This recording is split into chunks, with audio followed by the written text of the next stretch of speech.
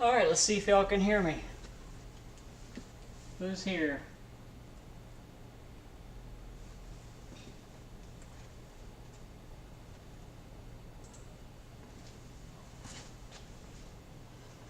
Alright, well, let's get this thing started. I don't know if y'all can hear me. Who's watching? I guess you'll let me know. Pretty sure everything's good. Sounds like everything's good.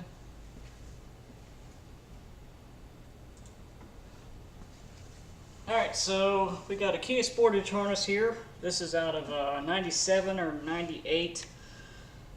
You can usually tell the differences mostly by the fuse box here, which is over here.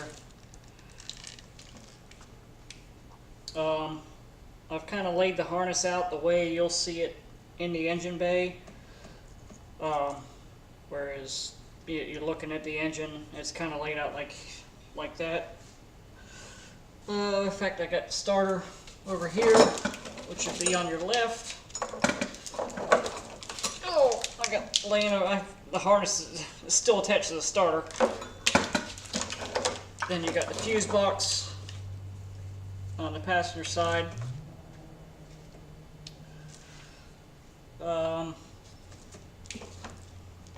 You got the wire harness that goes to the cabin right there. Alright, I'm seeing that y'all can hear me, so that's good. So we got the fuse box here. You got the harness that goes up towards the firewall. I just cut that because you really don't need anything from it. Let me get some gloves on here.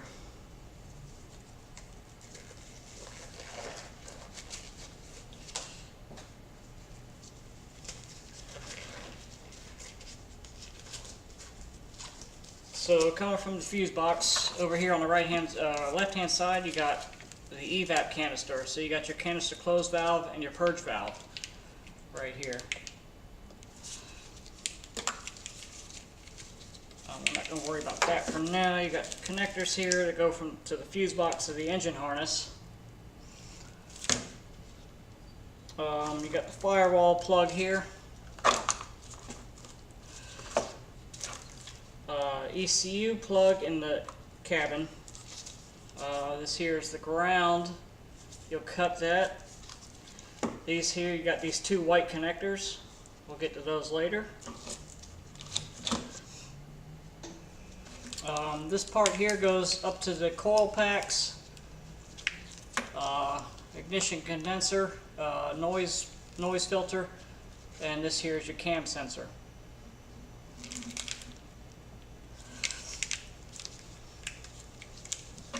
You got your two engine connectors here. These are the main connectors for your fuel injectors and other crap. They plug in right under the intake manifold. Alright, moving on from that, these go down on the passenger side of the engine. So they'll be kind of like this when you're looking at it. This here goes back to your transmission. I need to note that this is a manual transmission harness, so I only got 4 wires here. An automatic transmission will have a few more wires in there, which really doesn't make a difference. You got your starter wire. Apparently broke the crap out of this. This is the knock sensor. And down along with that is your crank position sensor that bolts into the transmission housing. The bell housing. You'll need to take that. You also have some more wires here. Actually, I think I mixed that up. These actually go back to the transmission. It's further up. This whole harness from here to here, between my hands, actually right about here, goes over the transmission bell housing.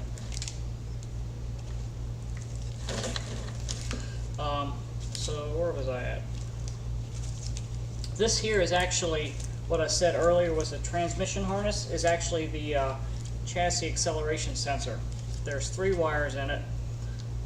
You really don't need that for the engine to run, and the chassis accelerometer is on the frame on the passenger side, right by the starter. And I usually just cut that because you really don't need it. You got your two O2 sensors right here. They go down along the bell housing. And then all the way over onto the driver's side, you got your alternator connectors. You got a diagnostic connector, which is not OBD2. It's a Kia proprietary piece of junk that I usually remove from the harness, because who the hell needs that? And a 4-wire MAF sensor connector. So this goes all the way over to the driver's side. That's all you've got right for that harness there. Let's see if there's any questions real quick. Zoom out a bit. I can't really zoom out. Maybe I can do something like that.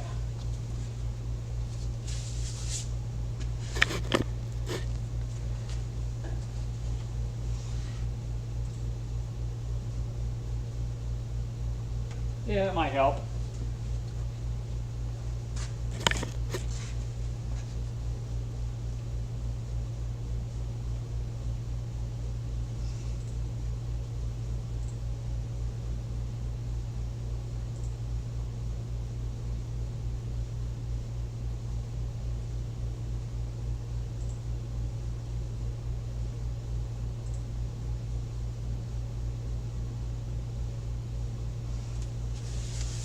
Alright, so let's get into modifying this thing. Let me reposition one more camera. Oh God. Alright, that should work. No, it won't.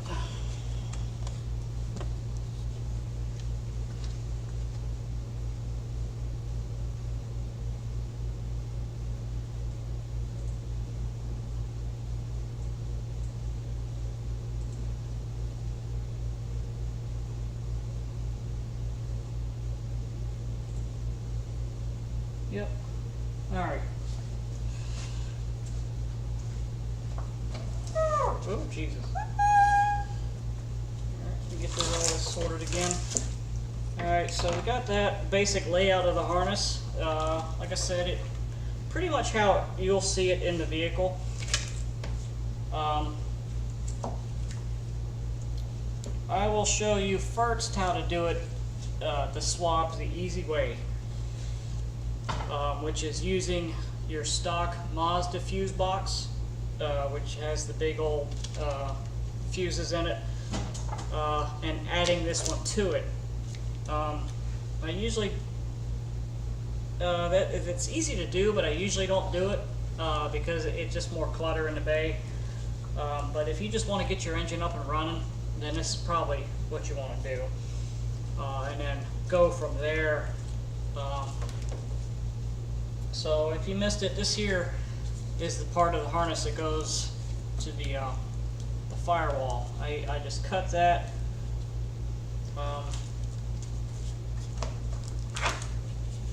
And we'll start pretty much with that. So the first thing we're going to find is the power from the ignition switch, which is a red and white wire.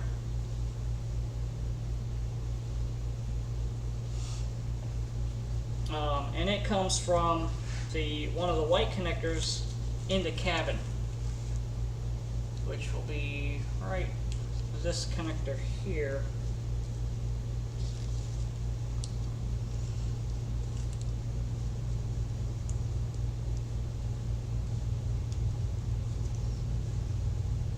This is going to go to pin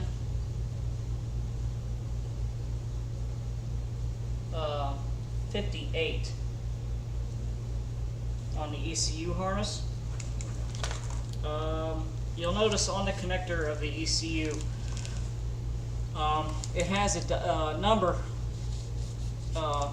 pin out of the what pins or what number. It has it right on the front here. It's real easy. It goes from 1 to 28, 29 to 55 in the middle row, and then 56 to 88 on the bottom row. So it's real easy to figure that out. So we're going to take our multimeter, which is down here on your lower, what's that for you, left? Yeah, lower left of the screen. I have my multimeter. We're going to go to pin 58, which is 56, 57, 58. This should be a white red wire, and that will be ignition power. So we're going to probe that. I lost my multimeter leads.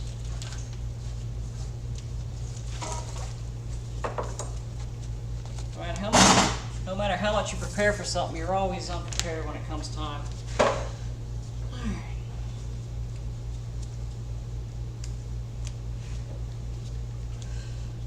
Now we're going to go to the white connector. Then we're just going to probe each pin here until we find that wire.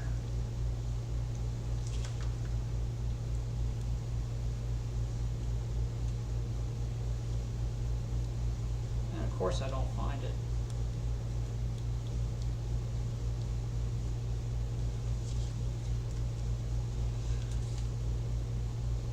Okay. It's not in the white connector, it's over here. Alright, my bad. I'm reading my notes wrong. Alright, so that white-red wire for the ignition power to the ECU is actually coming out of the fuse box, going to the firewall. So you have basically two places you're going to cut. And one is these two white connectors going into cabin. These are by the ECU, and you're going to have one place you cut right by the firewall, going down. It goes into the cabin, and you're just going to cut all those wires. It really doesn't matter because you're going to just pull all these out anyway. But we're going to go through here, and like I said, we're finding the white-red wire in this harness, and like I said, it comes right off the fuse box, and you're going to find it right here. Of course, yeah. What happened here? My meter's off. Why didn't you tell me that? That helps, doesn't it? Alright, so I got my meter on ohms. Yeah. That's better. Alright, so that beep means we got continuity in that wire. We got continuity in that wire from pin 58 to the white-red wire. That's how we know we found it. So you're going to label that wire ignition power. You're going to separate that one. That's a white-red wire. It goes to pin 58 on the ECU. And it comes out of the fuse box. You're going to follow that fuse box harness right to where it's going to split off and go to the engine. These two connectors here. And it's going to split off and go somewhere else. And you're just going to cut that other end. Don't cut the connector where it connects to the starter and the you got a 6-pin harness here connector. You don't want to cut that. You just want to cut the end that goes where you can't really pull it. Alright, next wire we're going to find is a neutral safety switch. So we're going to probe pin 86 on the ECU.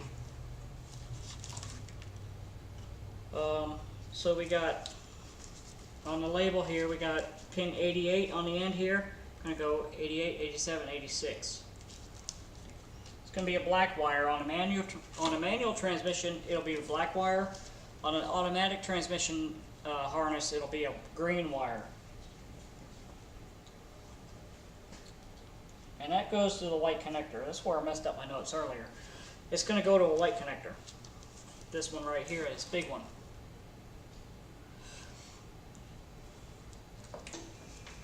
Alright, and we are going to find the black wire.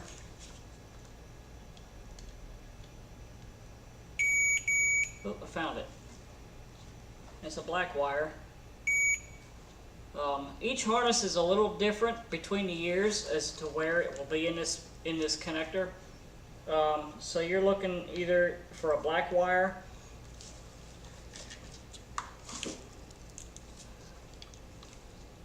black wire for a manual transmission or a green wire for an automatic transmission. And what you're going to do right there is cut that thing.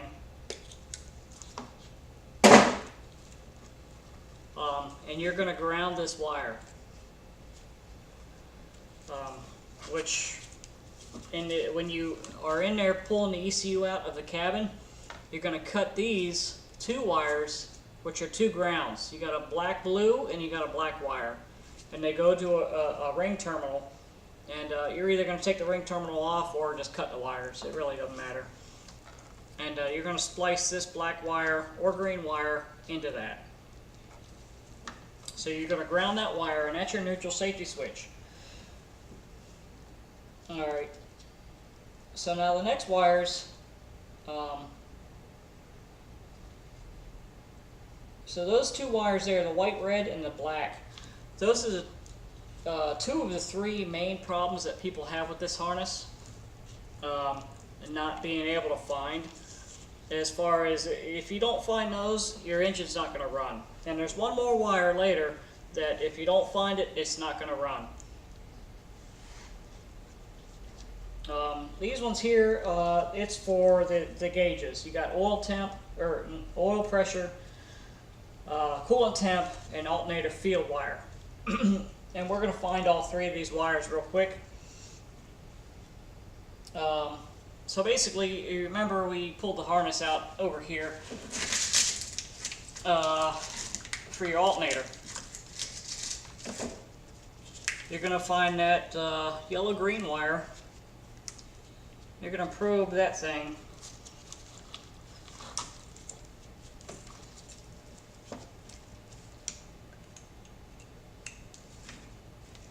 Just like that. You're going to go straight into the alternator connector, and you're going to find that wire. It goes into one of these white connectors in the cabin.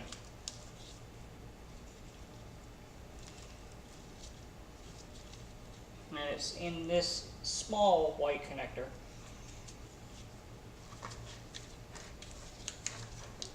You're going to probe around till you find it. It's a yellow-green wire. It's real easy to find on the small white connector going into the cabin, right next to the ECU when you pull that out. That is your alternator feed wire, or field wire. And you're going to cut and connect that into the Mazda harness later. So you're going to need that wire. So you want to cut that and label it as alternator field. Next thing we're going to find is oil pressure, which I believe is a red, white wire. Where's that thing? That wire will remain on the engine. And it's going to connect up to these connectors behind the intake manifold. You got two. Good Lord, I need some water. These two connectors here on behind the intake manifold that you disconnect, and these go up onto the intake manifold.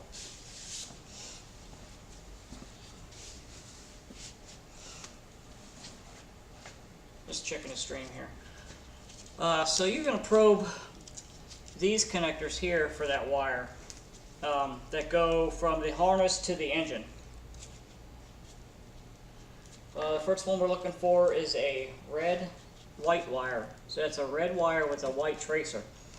And on this harness, it's right there at the top left, looking at the connector.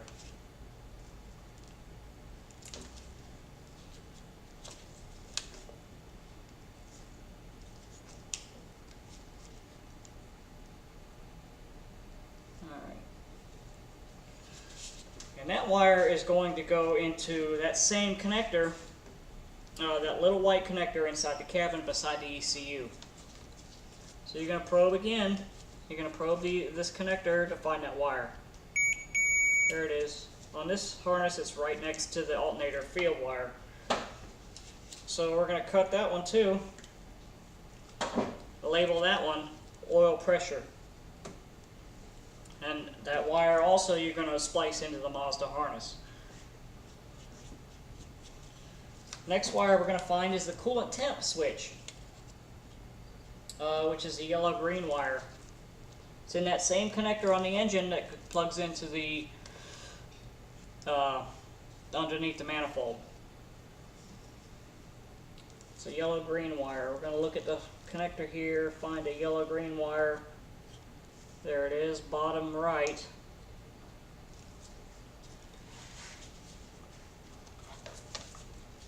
And it's in this same connector here. You're going to look for a yellow-green wire. Oh, is it?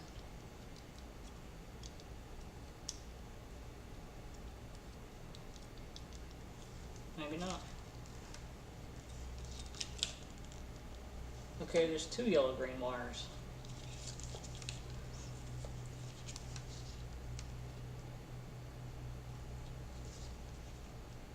Or maybe it's just yellow.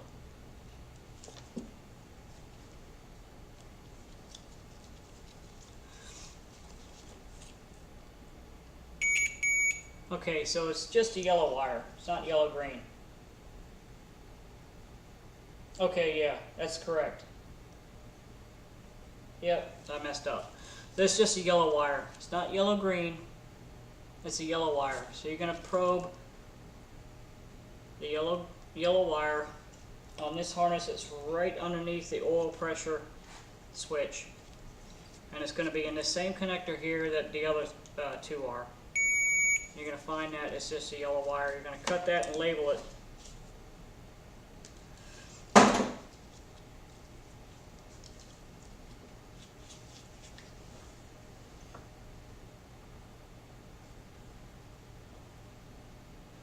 Alright, now we're going to go on to the other wire that fouls everybody up.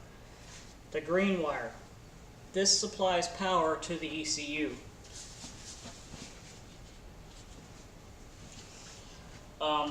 Now there's a difference in the harnesses between years.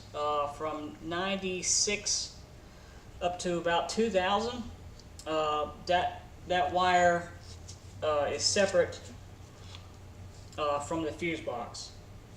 In 2000 and newer, so that's 2000, 2001, 2002 harnesses, that fuse is already in the fuse box, so you don't need to make any modifications. And you'll know the difference right away when you look at the fuse box in the engine bay, and it has the mini fuses in it, not the big ones and the other regular blade fuses, but they got the little mini ATC fuses in them. That's the one that has pretty much everything to run the engine is already in the fuse box, like O2 sensors, fuel pump, and engine ECU fuse. But in the earlier harnesses, that power wire for the ECU comes from the fuse box in the cabin. So you need to find this green wire and put it to a fused circuit. I think it's like 10 or 15 amp circuit. So we're going to find that one now, and that is the main wire that everybody gets messed up on. And that wire you're going to probe from pin 26 on the ECU.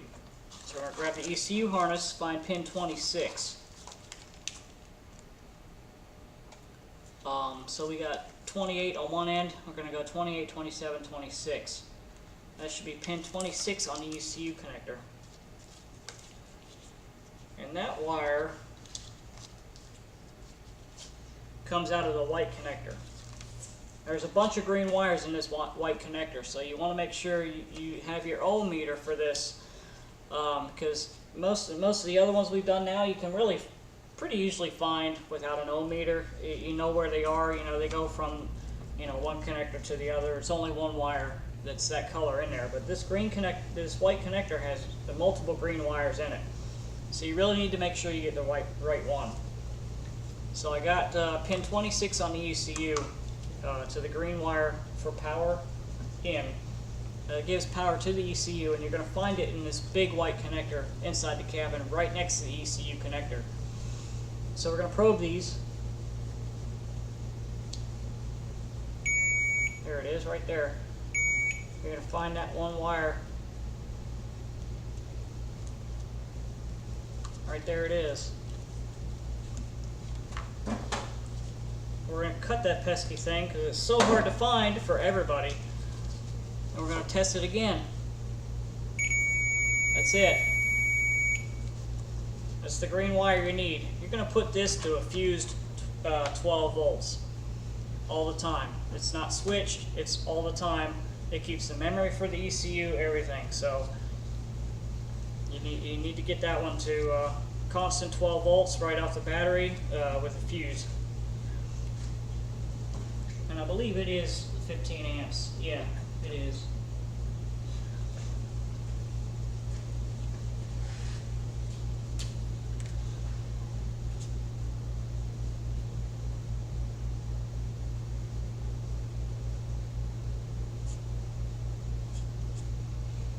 Alright.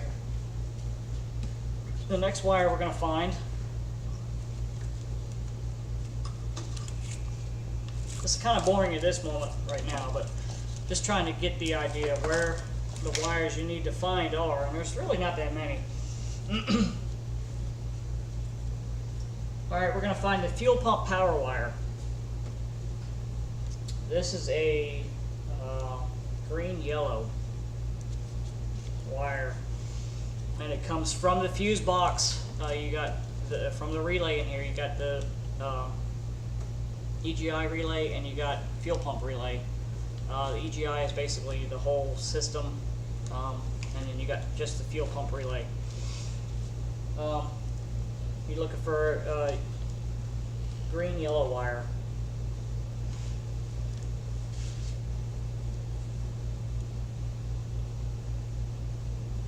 And that goes to, I believe, one of these connectors here. And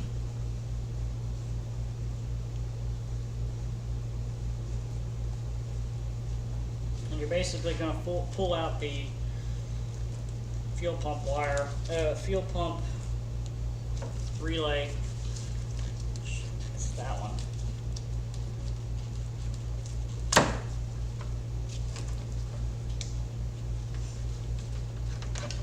Pull out the fuel pump relay pin, probe pin 87 on the relay, which are these two parallel ones here. There's only two of them like that. It's basically going to be the center one under that relay. Probe that and then find that wire in the harness, which I believe comes out here. It goes right out of the fuse box, right out of this harness where you cut, right by the firewall. With that white-red wire for the ignition power. I believe it's going to be this green-yellow wire right there. Is it? Okay, it is. So the wire that actually goes to it is the one on the far right here. You're going to have, this relay has two parallel pins right next to each other. It's going to be the one on the far end there for the fuel pump relay. The other end of that goes to the O2 sensors.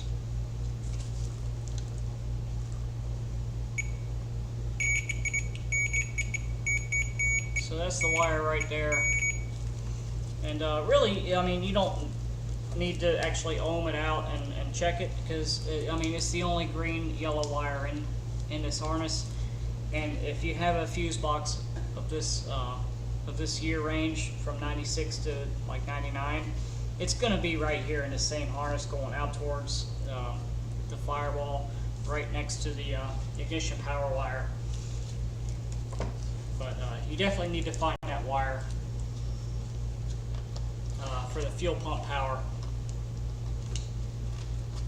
And you're going to want to fuse that probably with a 20 amp fuse, and run that to your fuel pump power. I need to note that you're also going to need, when you do the swap, a fuel injection fuel pump. If you're running a carbureted vehicle, with a carbureted engine and you're doing a fuel injection swap, you need to make sure you have a high pressure fuel pump put in either into the tank or in line, and that wire is going to power it. Alright, so we got the fuel pump power wire, which is a green-yellow wire coming out of the fuse box right next to the ignition power wire. Next thing we're going to find are the O2 sensor power wires.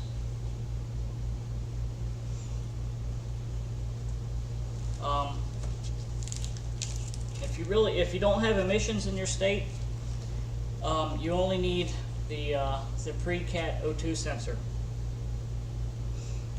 which is the O2 sensor before the catalytic converter, and that basically tells the engine how it's running, and it does affect the fuel trims. If you do not have power to the pre-cat O2 sensor, your engine will not run correctly.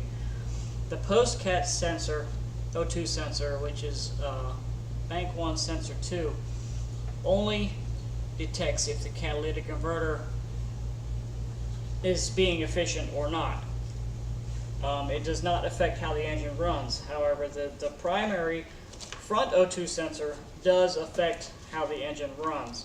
It determines if it's running rich or lean, and if you don't have that sensor working, it will affect how your engine runs. So generally, I only hook up the front O2 sensor. I don't even run power to the rear O2 sensor. I don't hook one up. I don't install one. I don't do anything with it. The only one I'm concerned about is the front O2 sensor. So we're going to go through the harness here and find that connector for the front O2 sensor, which you remember here, this goes over this is the part of the harness that goes over the transmission bell housing. This here breaks off. We cut that goes back to the transmission. And here are your two O2 sensor where they connect up. They're yellow 4-wire O2 sensors. Real easy to find.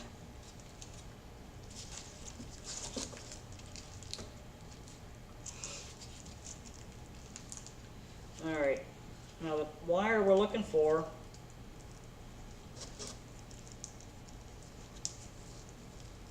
is a solid green wire, and I found it here in this shorter O2 sensor plug.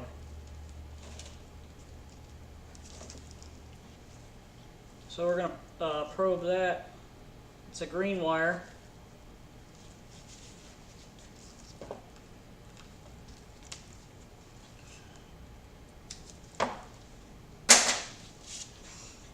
And that green wire goes all the way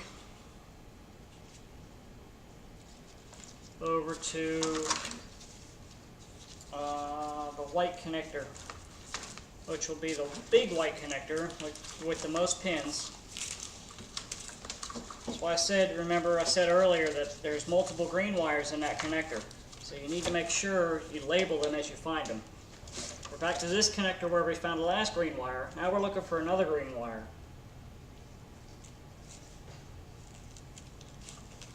which will be right there. Yeah, of course, it's going to make me look like an idiot. There it is. Yeah. See, there's more than one green wires in here. You got to make sure you get the right one.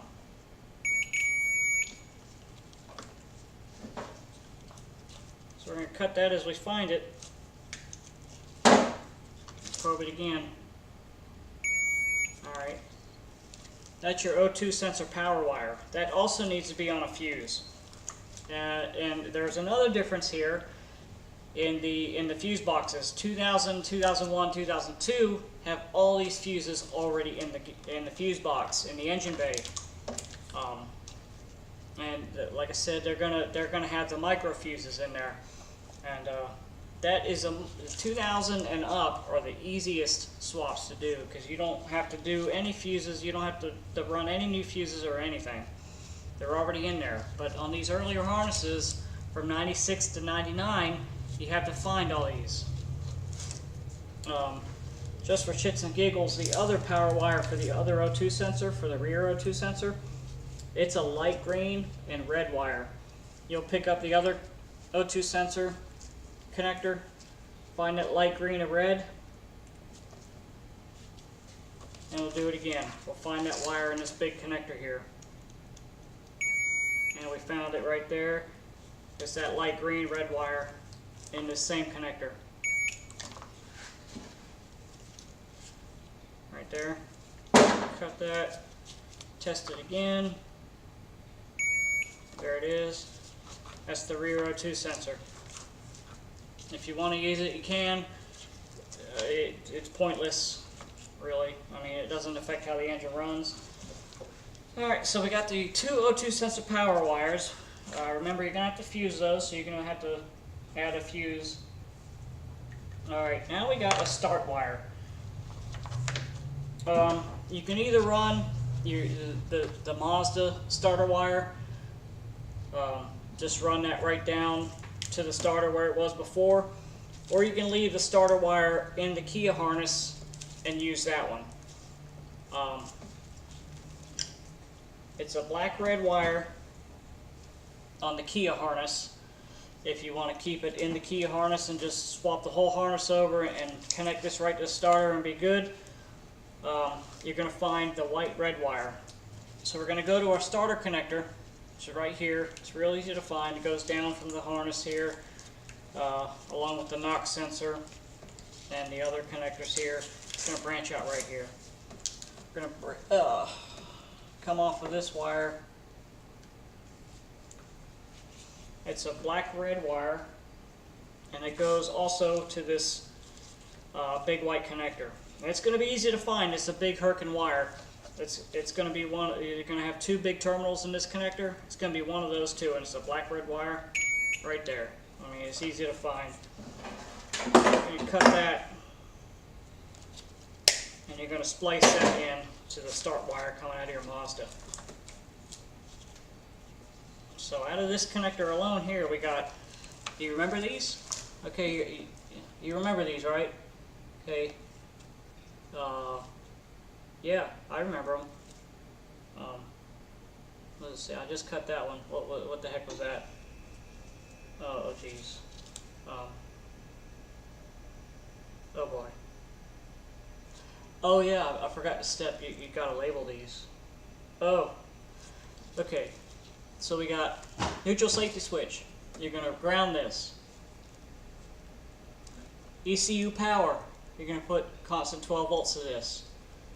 You got two O2 sensors. You got a green wire. You got a light green red. You're going to put power to these. These normally come on with the fuel pump relay. But it doesn't really matter. As long as they come on with ignition and you got them fused, you're good. They just need power with ignition. Start wire, black-red wire. That's out of that big white connector.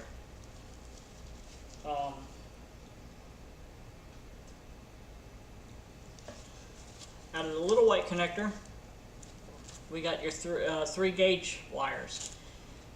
You got alternator field, which is a yellow-green. You got oil pressure. Am I right? Yes, oil pressure switch, red-white. You got yellow wire, coolant temp. You're going to splice that in the Mazda harness. So we're up to how many wires right now? Yeah, something like that. I can't count. 2, 5, 6, 7, 8, 9, 10. Remember these ones?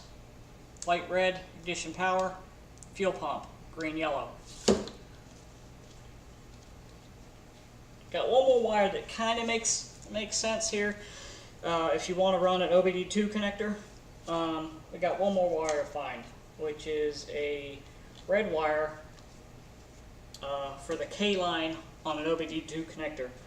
You can grab any OBD2 connector out of any vehicle. It's got the same pin out. It's universal. So we're looking for a red wire. That wire comes off the ECU harness, pin 60. We're going to find the ECU harness, connector right here. Yank that out. I don't know what the hell that was. Pin 60. Now, that's a tricky one to find. We got to count more than 3 pins over. Oh Lord. Alright, so we got pin 56 on the end here. 56, 57, 58, 59, 60. Right? 5th pin over.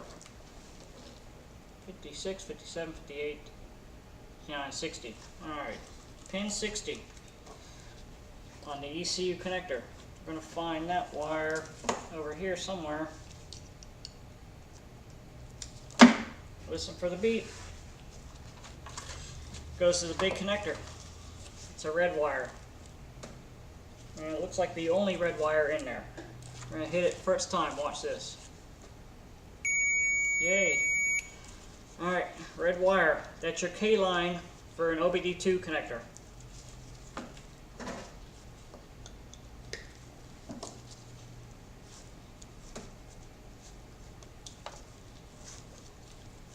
Alright, so now we're up to how many? 11 wires? 3, 6, 9, 10, 11. Hey, I can count. That's really all you need to splice this into your Mazda harness.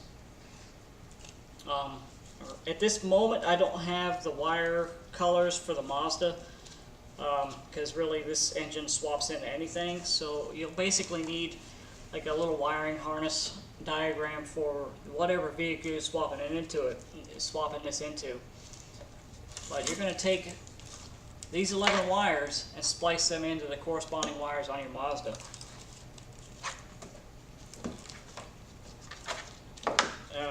Plus a ground. Let's see.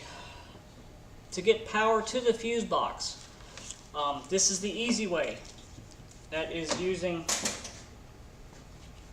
your Mazda fuse box plus this one.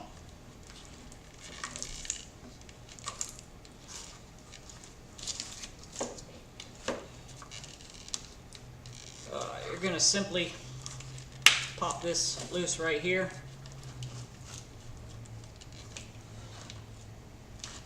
And bring a wire. Oh, I gotta get this so you can all see it. Pop that loose there. You're gonna run a wire, probably pretty hefty gauge, about the same gauge as this. So probably like a 2 or 4 gauge wire with a ring terminal. You're gonna bolt it directly to this one here on the side of the fuse box. You're gonna run that straight to the battery. And that is going to power this whole fuse box. And that leaves the Mazda fuse box running everything that the Mazda used to. And then this one here runs all the Kia stuff. So you basically got like two whole harnesses running alongside each other. And then you just want to make sure all of these wires here that you didn't use, you want to make sure they ain't touching anything because they're going to be hot. So you're going to want to cap them or just remove them from the harness entirely. But like I said, if you just want to get the thing up and running, then just do the bare essentials here and get these wires. I'm going to open up the questions right now. Got a little bit more time. If y'all have any questions about anything related to this swap, this is a Kia Sportage FE3 engine going into a Mazda pickup. So basically all we've done so far is find 11 wires. And then in a minute, after I answer questions, I'll go into basically what I do to the harness to make it look a little cleaner, what I remove from the harness, and all that. So let me look over here for questions. Any questions? Questions. I see a question from or a response from like an hour ago. Hello, anybody out there?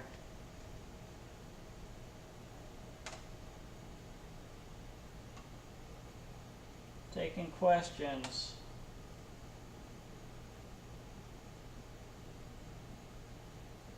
Alright, you're welcome for that. Yeah, the secondary O2 sensor, yeah, like I said, on newer vehicles, like 2014 and up, the rear O2 sensor does determine how the engine runs, but anything older than that, really, the only reason the post-cat O2 sensor is there is only to monitor catalytic converter efficiency. So it's the one that tells on the catalytic converter when it's going bad. It'll throw up a check engine light and say, hey, the catalytic converter's going bad, you need to spend $1,400 for a new one. It does not affect how the engine runs at all.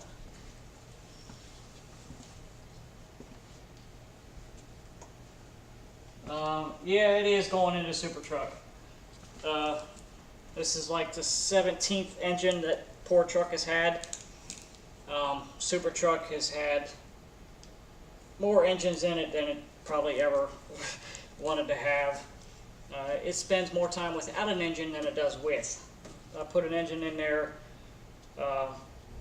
keep it in there for like a month, and then pull it out and put something else in there. So for now, yes, this harness is going into Super Truck, which is a 1987 Mazda B2000, which lived to see another day with 5 trees on top of it after a hurricane.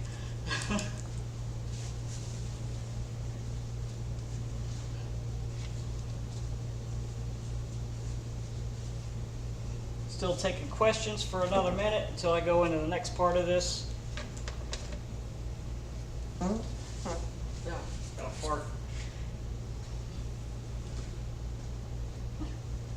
Yes, Super Truck will always live. It may not like how it's living, but it does always live.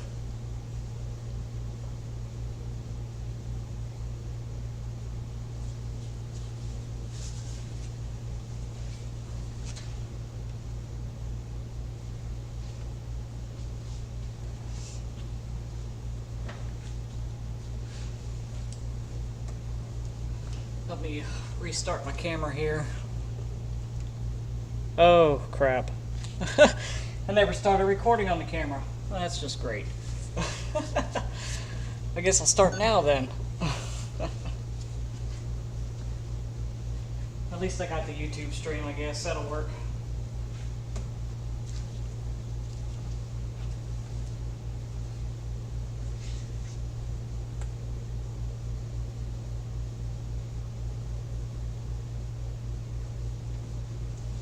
Yeah, I'll be making a video out of this, so it will be reposted. Hopefully YouTube is recording it, because I forgot to record it. So basically all we've done now is find the essential wires, which is 11 wires. It's really not that hard. I mean, you only got the green wire that fouls everybody up is the only kind of difficult one to find. Other than that, I mean, it's really simple. I mean, you're just following wires. You just need to know what wires to find to make the thing run. Alright. So I'm going to start getting into the second part of this, which is a little bit more advanced, which is basically what to remove out of the harness, what you're not going to use. So we're going to start with some of these, some dikes, or side cutters to be, correct. So we're going to, yeah, cut these off. Don't need those, don't care what they went to. They went to other crap. Most of this crap went to other crap, yep. Dikes are failing me here.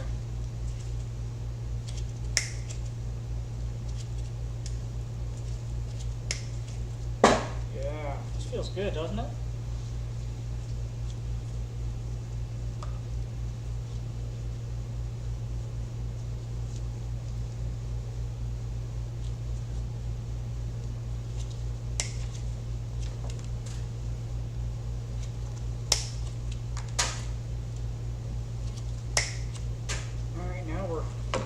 just the wires that we need.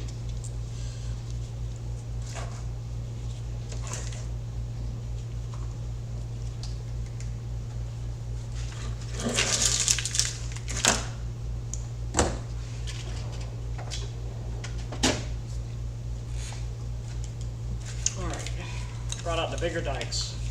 This key a diagnostic port.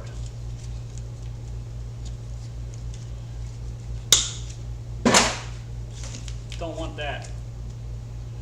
You're left here with the air temperature sensor, alternator wires, MAF sensor.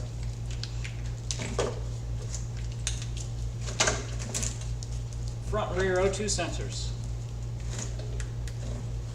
Crankshaft position sensor on the bell housing. These go back to the transmission. Don't need any of them.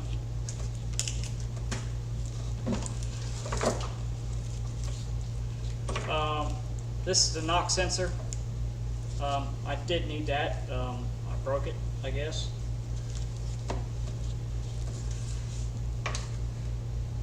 Start wire. Engine connectors onto the intake manifold. Chassis accelerometer. Don't need that. That basically shuts off the fuel pump when you're in a collision. If you're modifying your car like this, you want more fire when you crash into stuff, right? Alright, we're left with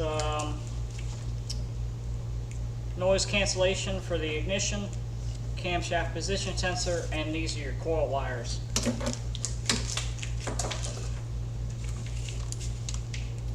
Evap.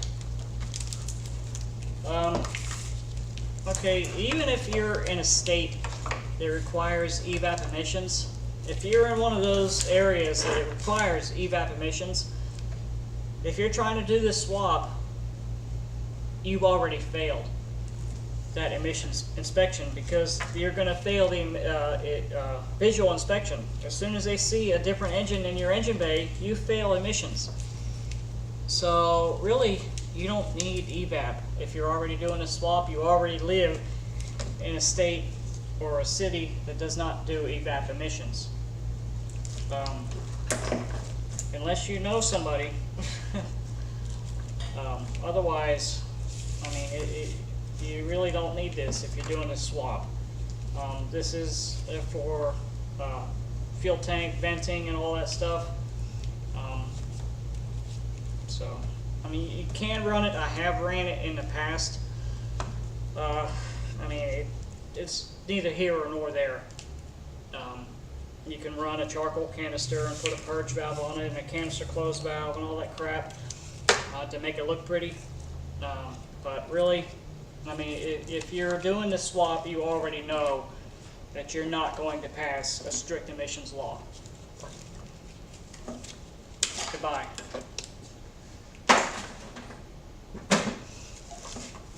These are your two connectors for the fuse box. Got the harness going into the cabin. We already cut the white connectors off. We got the wires we need. Got the ground wires here. These need to be grounded with that black wire or green wire, depending on manual or automatic, from a neutral safety switch. And we got your fuse box, and that goes over to the starter. We got the battery connector here that goes right into the fuse box.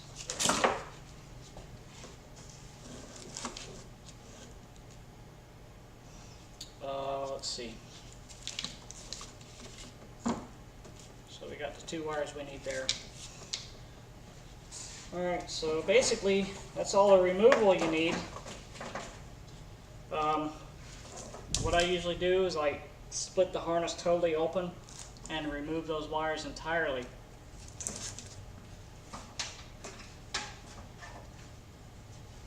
These are going to be your friend. These are for sewing.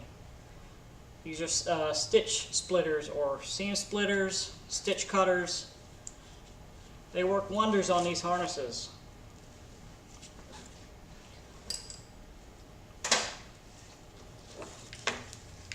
and go through here and start splitting the harness open. Probably start with the fuse box here.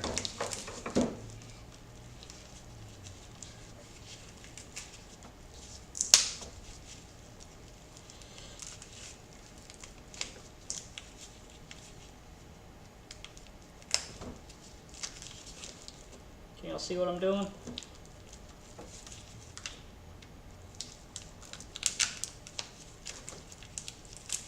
Splitting this loom off of here so I can get to the wires individually and start removing the ones I don't want. Like I said, this is kind of what you do after you've already done the initial finding of the wires and all that crap, and now you want to make it look a little better. You make a lot of mess doing this. I'm telling you, you want one of these tools. You want a freaking seam splitter from the sewing aisle. Maybe paint the handle black or something so it's not purple.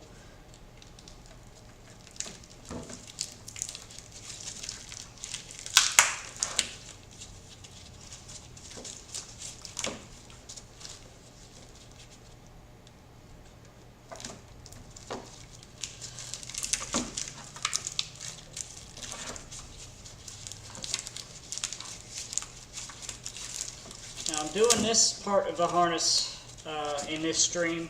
I'm not going to continue on doing everything because I mean it's basically just find the wires that I just cut. You know, you've already labeled the ones you need, right? So all these other wires that are cut, you can just remove out of the harness entirely. So I'm going this route because I want to show you guys something else. What I usually do to my harnesses, and that is get rid of the little Mazda fuse box in the engine bay and just use this one.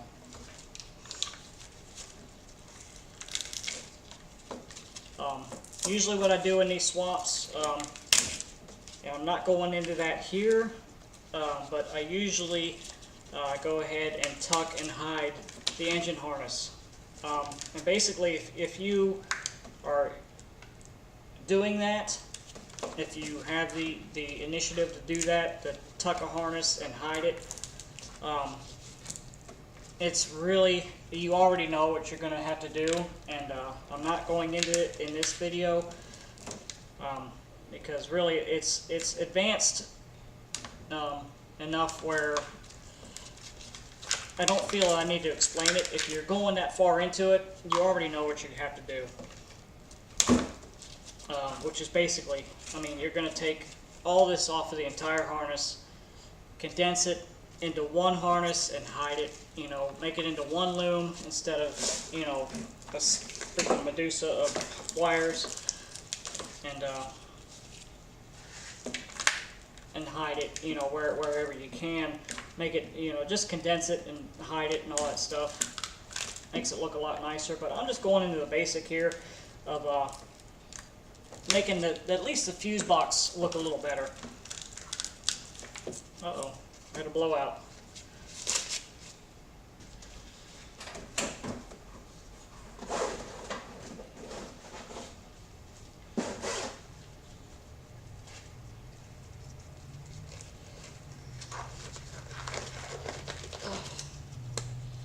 Never a good day when the rubber tears.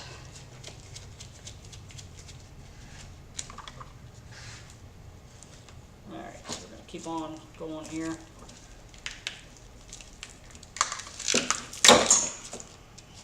Sometimes you got to get angry with it.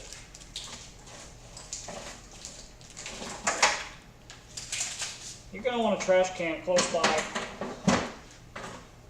because this does make a lot of mess.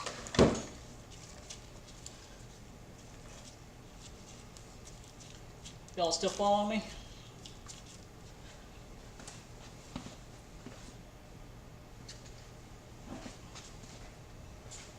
Well, I still got 4 viewers, so that's something. I mean, If you all got any questions, just post them up there. I'll look at them eventually. Any questions regarding this swap? Anything you missed? Anything you want rehearsed or re-explained or something? Or anything I didn't explain?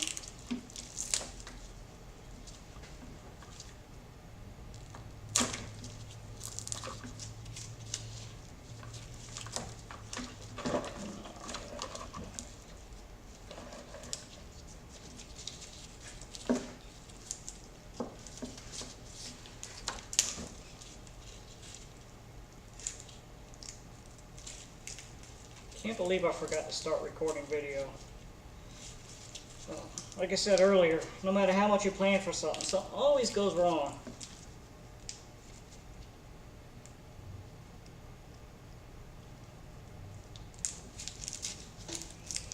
I'm telling you, man, you need to get a seam splitter. A stitch cutter when you're working on harnesses. It cuts through all this electrical tape and sheathing and all kinds of crap. It just cuts right through it.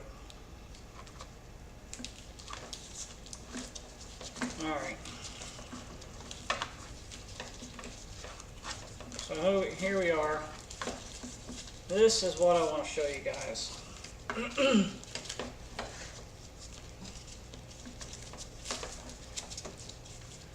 And then we're going to cut this stream off. Alright, this is that harness you cut out of the Kia, coming from the fuse box. Alright, we know we got our green yellow wire for the fuel pump. That's not it.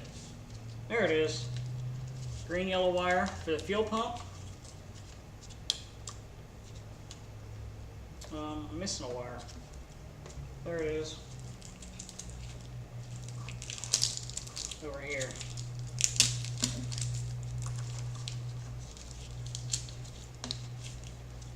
See, these are coming out all together here out of this harness. I just took all this apart. These two wires are the only two you need out of this to run the engine. You got the ignition power, which I didn't mention earlier. You're going to run this red wire to the coil power wire on the Mazda, or at least something that's switched on with ignition only. That's your ignition power. So you don't want to run it like to constant power or anything. You want to run it to a switched power, which happens to be in the Mazda, the coil wire. It's switched, and so makes sense. Which I think is a black-white or a black-yellow wire. I mean, it's obvious. It's mounted up right on the radiator core support. That's going to be your switched power. This one goes to your fuel pump. These other wires that I've lost. Oh boy.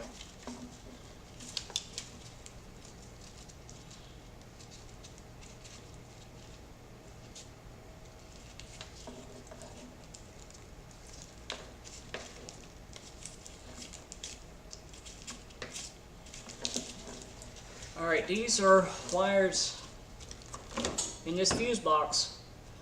These are powered and fused that you don't need for the engine to run. So you might notice that these fuses look a lot like the ones in the Mazda box. What I usually do is I take those wires out of the Mazda box, which has these same wires. I take those, I cut them, and I splice each one into one of these wires, except for engine power, because you don't need that anymore. So I think there's only like 2 or 3. It's like BTN that runs the headlights and the turn signals and the not turn signals, but the parking lights, and you got one that runs into the cabin for the fuse box in there. I'll usually take those, cut them right out of that Mazda fuse box, splice them right into this, and just use this fuse box. What I'll usually do with the blue wire is I'll run that to a electric radiator fan relay kit. So I got fused 30 or 40 amps right to the radiator fan, because I usually don't, when I do this swap, I usually don't run the mechanical fan. I go ahead and do an electric fan on the radiator, and I run the power to it from this blue wire, and these two run the headlights and the fuse box inside. You've got a couple more wires here that you can run. I believe they come off of these small fuses here. I can't remember exactly what they do on the Kia, but I'm pretty sure that these are switched power, and I think I can't remember what I do with these, if anything. Let me see where these go actually. Let me strip these real quick. I'm open for more questions. I keep asking for questions out of the, 4 people that are watching. Hello, 4 people. Y'all are amazing. Thank you.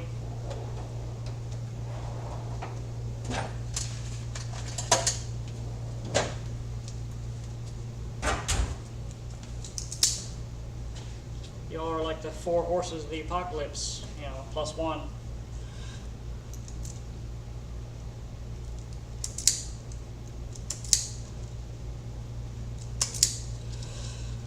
Let's see what these wires do real quick.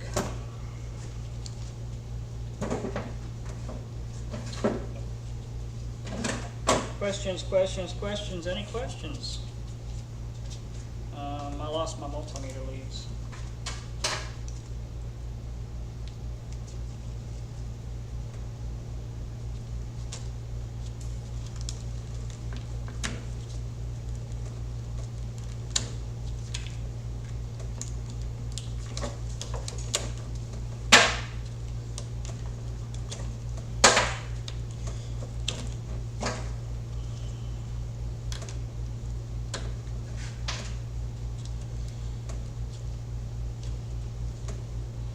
See a question, we'll get to it in a second. No, it literally was a second.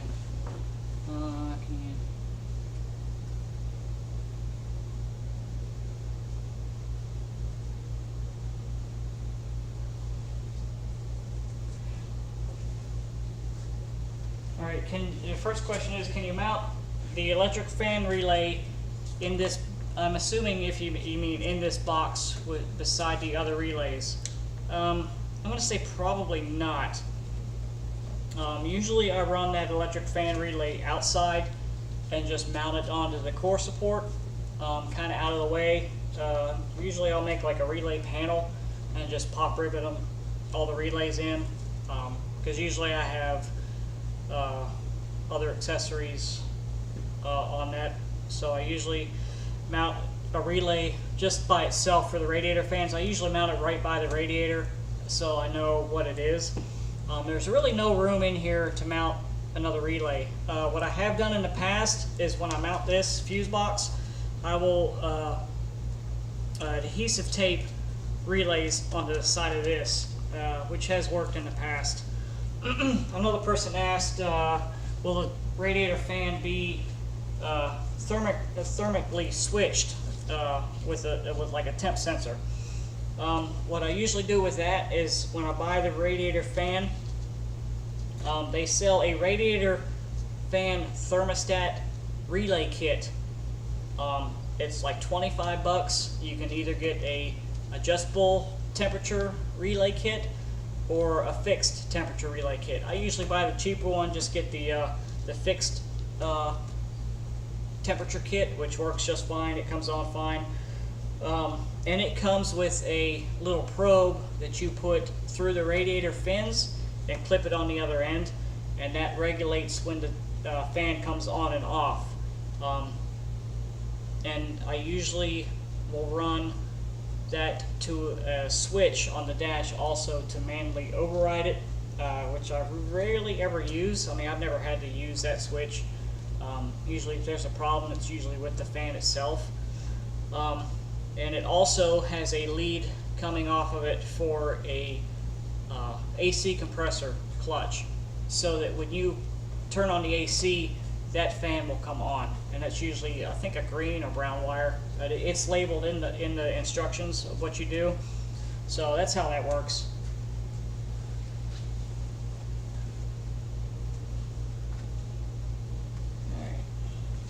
guess I answered all the questions. If you have any more, just post them up. What was I doing? I don't remember. I was starting to probe wires here. I need on those pliers.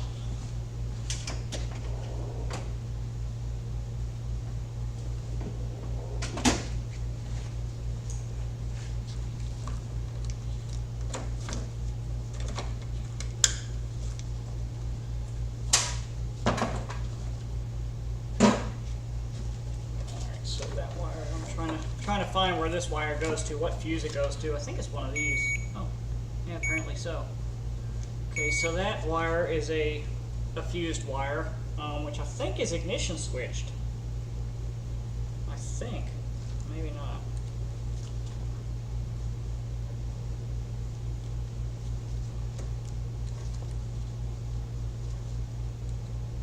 Apparently it is. So what wire feeds that?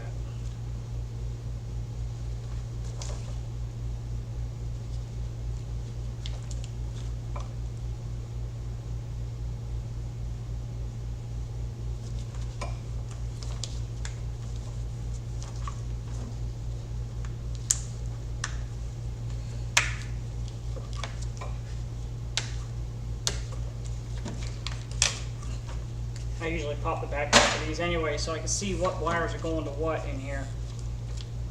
And you can see by the traces in here where the big jumpers are, you can see what kind of feeds power to what. Okay.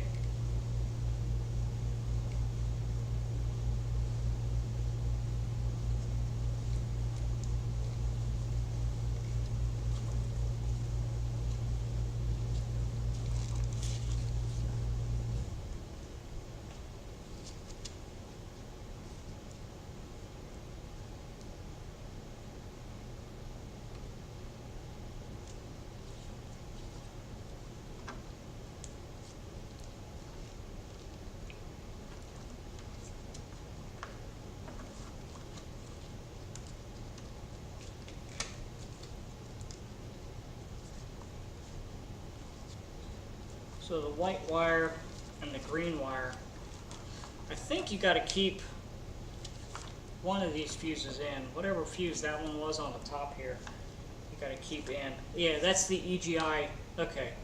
Yes, you have to keep this relay by itself.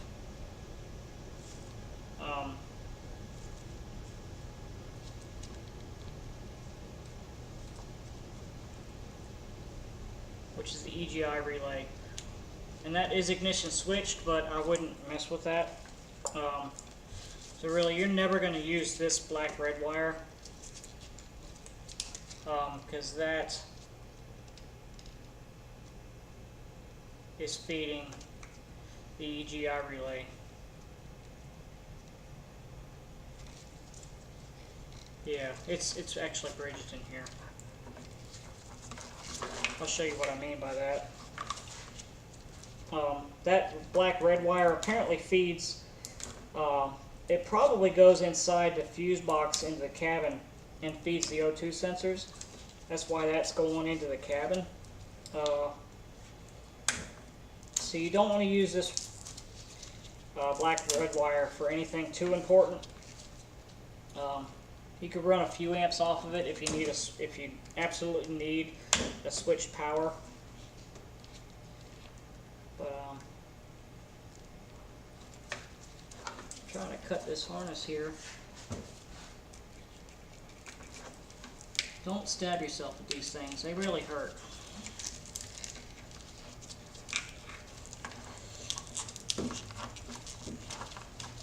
You have to realize I haven't done one of these harnesses in like 3 years, so trying to remember all this stuff.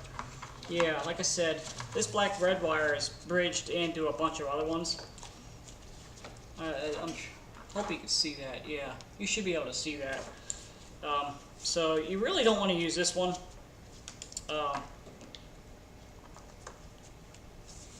So I'm going to go ahead and cut that so I don't use it.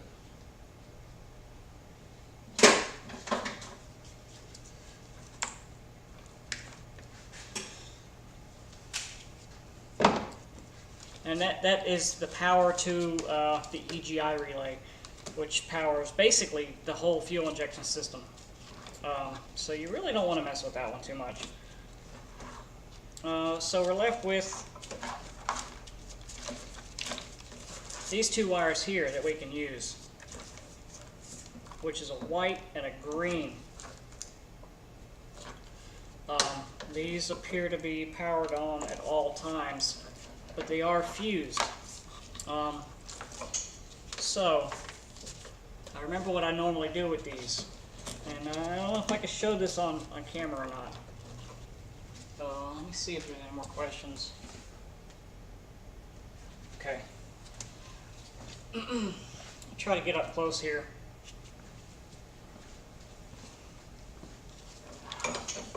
This is why it's a little bit more advanced, because you're actually taking this fuse box apart and modifying it, and it makes it a lot cleaner. This is hard to see. Hold on, give me a second here. Yeah, that works. Okay. I'll take all the fuses out like I did, including this one that's bolted in. It bolts in on each side. Right there. There's that bolt, and then on the other side. Oh my god, this is all backwards. Yeah, there's a bolt in there. Pull this fuse out.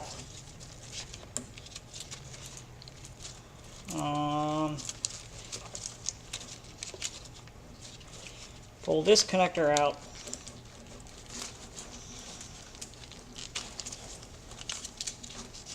Okay. And I will pull this whole metal bus bar out. Alright, do you see it? Let's see if I can get a pointer or something. I use my handy dandy stitch puller here.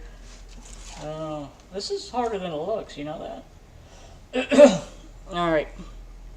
This bus bar right here. I'll take that whole thing out. And it will just pull out. It takes a little bit of wiggling with some needle nose pliers. Oh, there we go. My camera just shut off. Alright. And once you get this unbolted, this thing here will just wiggle out of here. I usually grab right here on this tab right here, where that big white connector connected to. I'll pull that whole thing out, and I'll cut it right there. And I'll cut like an 1/8 inch notch out of it. So that there's actually a physical gap there. This basically I'm breaking the connection between 12 volts positive all the time, battery power coming from this big wire here. All I need to do is break the connection there, and you could really do that with it inside if you're real good with a Dremel tool. Get in there and just all you're doing is just making a cut in that bus bar, so there's no connection there. What I'll do then is solder a wire right to the top of this. I'll scratch it up, put some flux on there. I got to make sure I'm still on frame here. Right on this shiny area here, I'll scratch that up, put some flux on there, and solder a good, I don't know, 8 or 4, maybe 6 gauge wire onto that thing. And I'll run that to ignition power. You want to make sure though that you cut this bridge. You want to make sure you cut that bus bar so there's no 12 volt battery power going to that. You want to make that switched only. That gives you these two wires here that are fused. And if you whatever wire you put on to feed that, I usually put 12 volt ignition on it. That means now you got 2 more 12 volt ignition switched wires that are fused. So I'll run usually my fuel pump. No, I don't run fuel pump. What do I usually run off of these? Well, whatever you want. I don't remember what I use, but I use them for something. You'll figure it out when you do your swap. Like I said, every swap is different. Well, I haven't said it yet, but every swap is different. Whether you tuck your harness, whether you use 2 fuse boxes, whether you use 1. Let me check the stream here. And it's still No questions. Still going good. I guess the stream's still going. So yeah, I'll make these two into switched, and alright.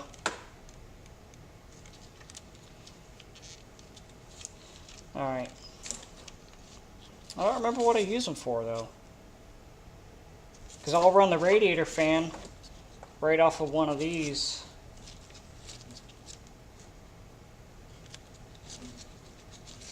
Yeah, the blue wire, I run the radiator fan off. That's 12 volt always.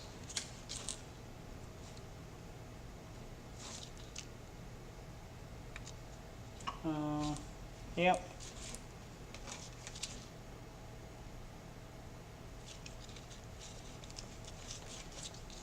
Blue, white. Alright.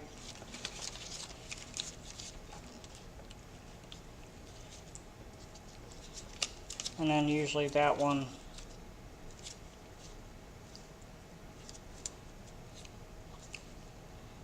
Yeah. I run the Mazda fuse box off of this one. That one that's sticking out right there. You'll use this blue, black blue wire for one of the wires. You're only going to have, I think, 2 wires out of the Mazda fuse box that you're going to put in here. I'll connect one to this blue, black blue wire, and I'll connect one right off of this thing, and I'll cut this tab off of here so I can just plug this in and use it.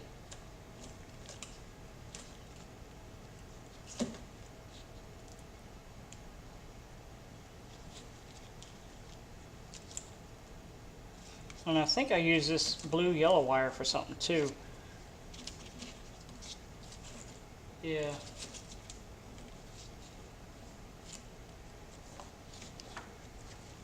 I think you can safely cut this blue wire, black blue wire, or black yellow wire out and use that for something also. It'll plug right into here. So it gives you 3 always hot fused. Now for the O2 sensors. See this block right here, this little 4-pin dealie right here. I blocked myself again. Remember, this is all peddly shit, so I mean, it's neither here nor there. It's just what I usually do. You can actually fit 2. Where'd they go? Let me grab them real quick.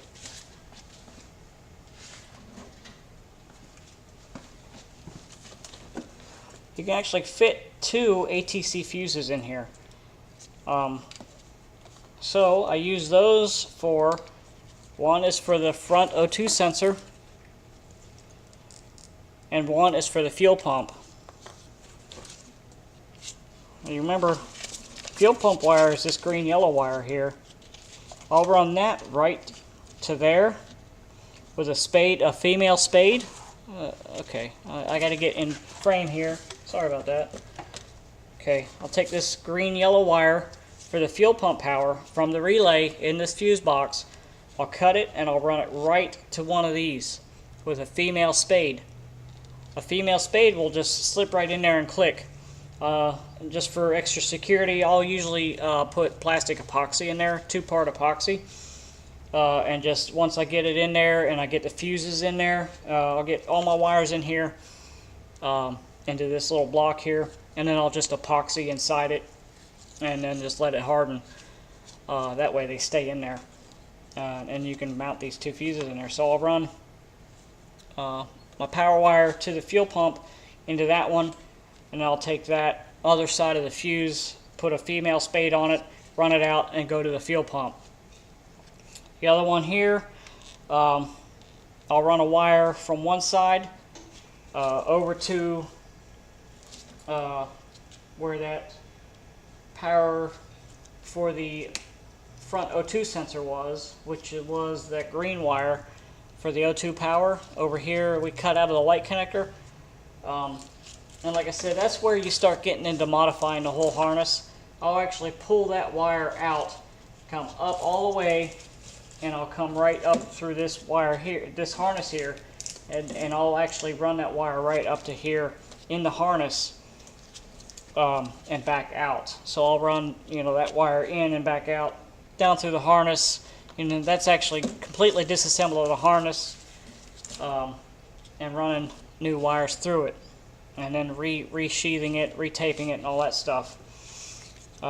So I'll run that wire up to one side of this connector and to one side of the fuse, run another one back out to the O2 sensor. No, I'm not. See, that didn't make sense, did it?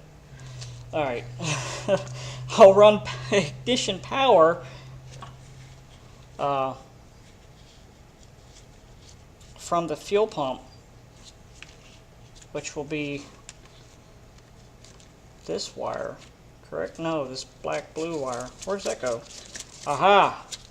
I'm remembering. See, it's been a few years since I've done one of these. You notice on this fuel pump wire, if you look at the Kia Sportage schematic of the fuse box and the fuel pump wiring and the O2 sensor wiring, it actually comes off of the same relay. So this actually, when the fuel pump kicks on, when the engine is going to run, this wire and this wire for the fuel pump have power at the same time. That starts heating your O2 sensors and runs the fuel pump. So I will take this black-blue wire that is normally designed to go to the O2 sensors. It comes out, goes to the engine bay, and goes to the fuse box, and not the engine bay, the cabin fuse box inside the cabin, and then powers the O2 sensors. They come back out. Dude, it's stupid, really. Like I said, the 2000 and up models have all this crap already inside the fuse box. It makes this so much easier.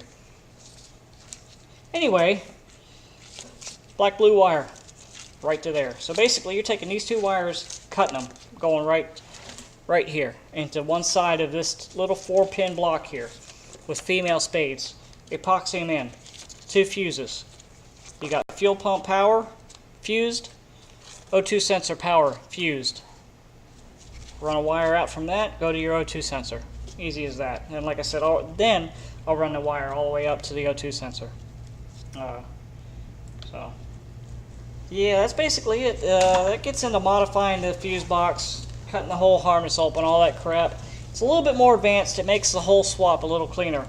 So to recap, the only modifications I do to this fuse box for the 96 to 99 models that look like this with the big bulky fuses here and 3 regular ATCs, I'll take the fuse, take the fuel pump wire, green, yellow.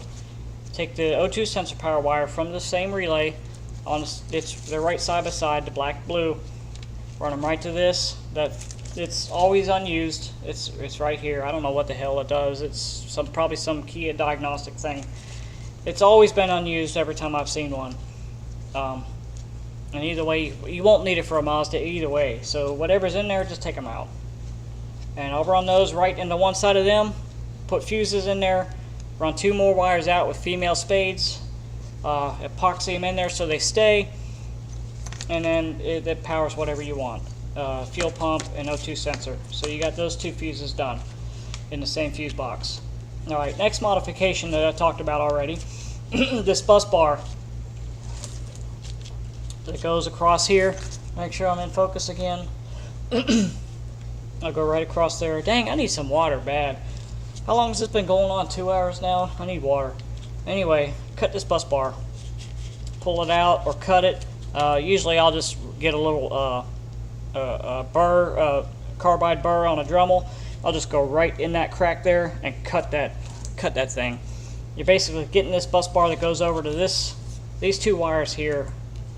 Cut that thing. You're going to solder a 4 or 6 gauge wire to that thing. Feed it to a ignition power. That gives you power for, like I said before, I can't remember what.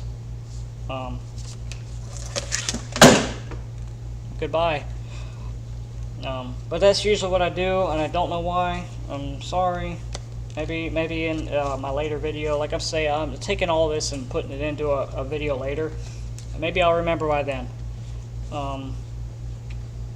But basically, that just gives me 2 more ignition powers, which I use for something I can't remember what. And I don't think it's essential to the swap. I think it's more essential to taking the Mazda fuse box out. Something has to be switched, and I can't remember what. It has to be switched with ignition. And then basically I'll just run the Mazda, I think there's only 2 or 3, I think it's BTN and IGN. It's labeled in the Mazda fuse box, and I'll run one of them to this big black blue wire, and I'll run another one to this empty connector here off of this big white connector.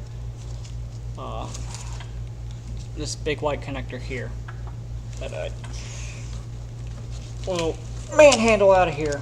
Yeah, I'll put it in that empty slot right there, right next to the black, yellow, and black wire. And I said before, I think you can cut this black, yellow wire and use that. I don't think it does anything. Yeah, I'm pretty sure it doesn't.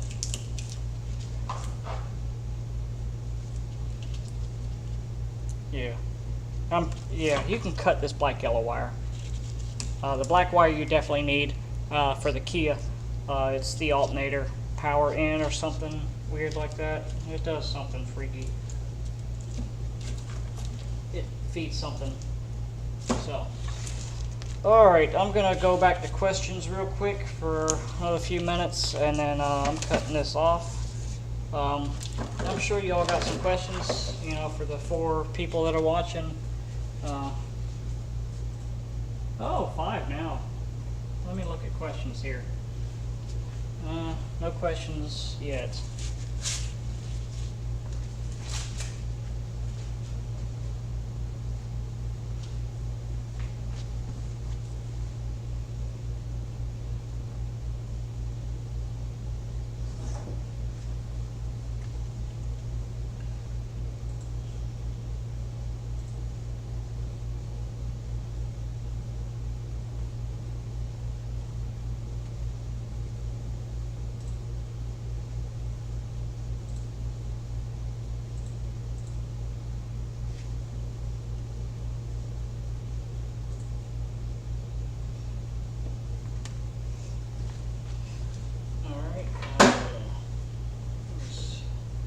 Just sit here and let y'all stare at my shirt until I get a question.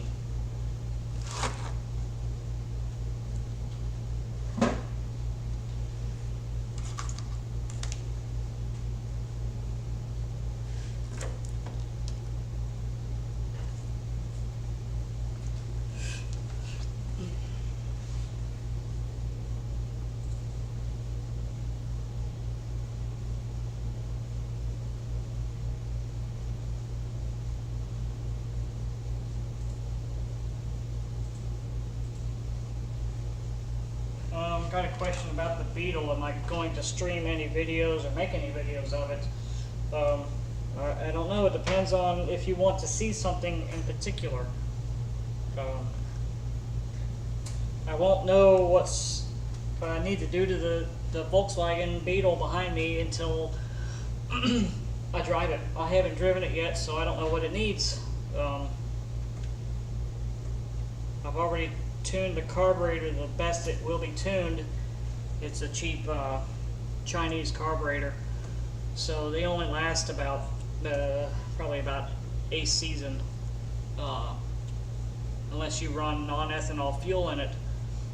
If you run regular unleaded gasoline that's got E10 or something in it, like any gasoline, then it's going to eat that carburetor up within a year. So you need to run non-ethanol gasoline in any carbureted vehicle. That goes for lawnmowers, boats, anything. Because the ethanol just corrodes and eats the alcohol in the gasoline. It eats the rubber. It corrodes the aluminum. It's horrible for carburetors. Fuel injection, modern equipment, no problem, really. But the old carburetor stuff, you really need to run non-ethanol gasoline. And I think that is the death of this car, why it needs another carburetor. The Chinese carburetors that they sell now for these things, the air-cooled Volkswagens and all that, they really last about maybe a year or two with even running non-ethanol gasoline. They're just so crappy. The bushings, the throttle plate bushings, all that, they just leak. It's impossible to tune them. The little ports in there get corroded, they get opened up, they're no longer metered. So I won't know if I need to put a carburetor in this thing until I drive it. So other than that, I got some sheet metal repairs to do, which I probably won't do anytime soon. So I mean, sheet metal is tack welding, forming metal, all that crap. It's no fun.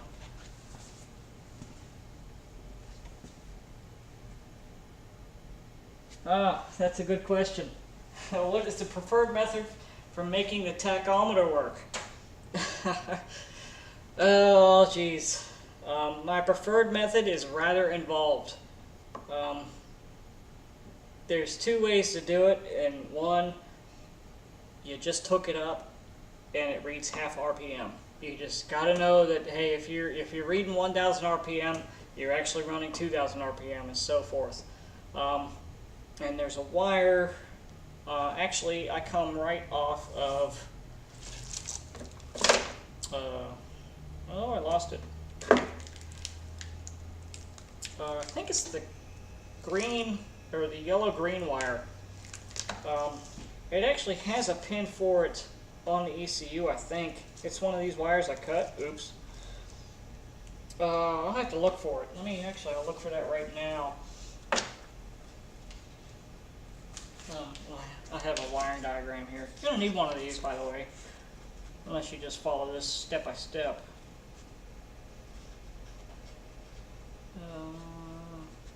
Looking for coils, ignition coils, fuel injectors. There they are. Yes, it's a yellow-blue wire.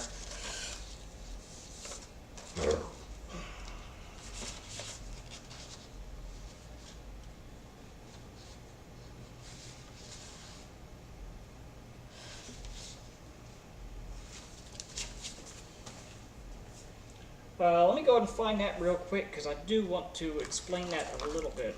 Oh yeah, somebody knocked my multimeter on the ground here.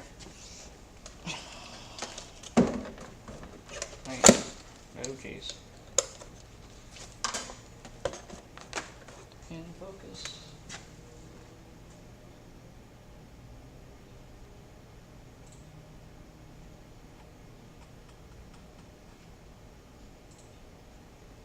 Okay, that looks good. Alright, so I'm going to go from the yellow-blue wire on the coil pack connector. I lost it again.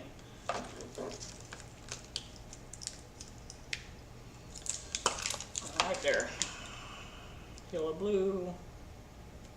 And it goes somewhere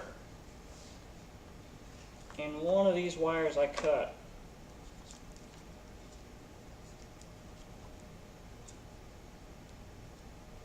Oh, there it is. Okay, so it's in the small connector, the small white connector inside. Is that it?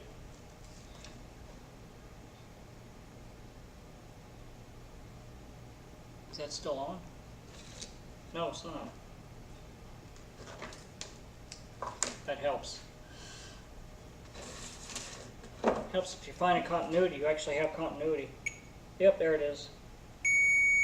Alright, so remember the oil pressure sender, coolant temp, and alternator field.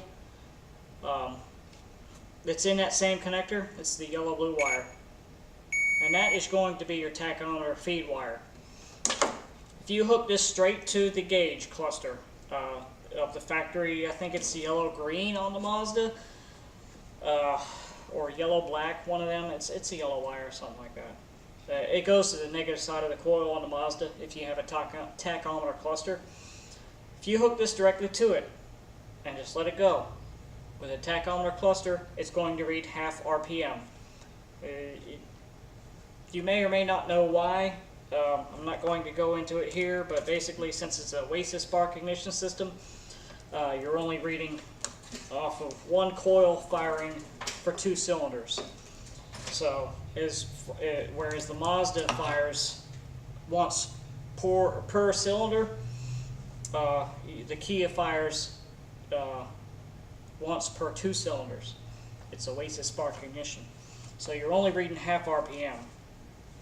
Now let's get into my preferred method of getting an accurate or semi-accurate tachometer reading. I will find a Kia Sportage with a tachometer. Let me find one here. Excuse me for a minute, I'm way over here.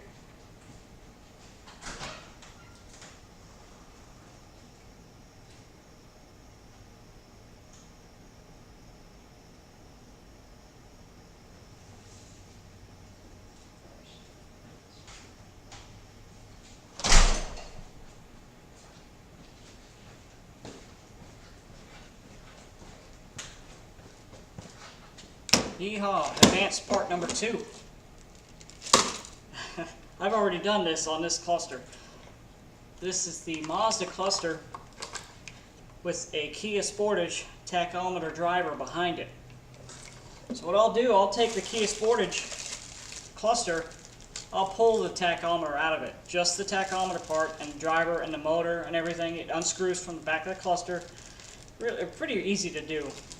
And I'll take that out of the Kia and I will put it into the Mazda cluster behind the Mazda faceplate.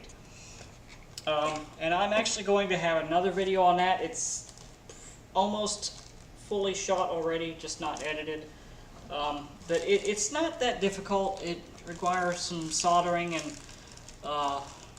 little tiny screws and a little bit of wire.